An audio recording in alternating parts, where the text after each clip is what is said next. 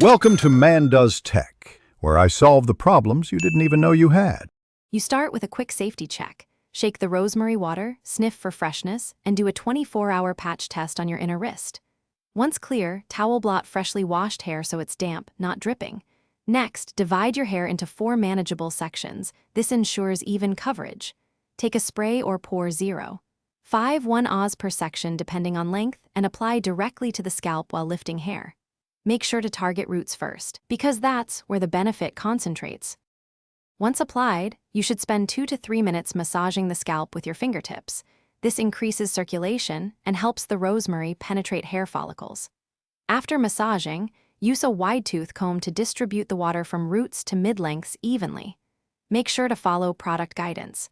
For a quick refresh, leave in 30-60 minutes, or for deeper conditioning, leave overnight with a silk wrap.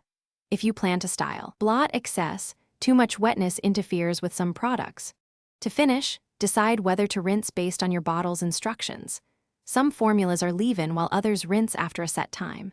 Either way, style as usual once hair is dry.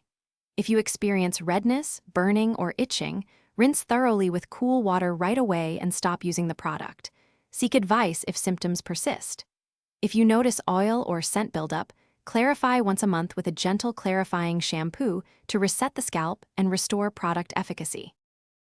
Thanks for watching. If you found this helpful, don't forget to like and subscribe.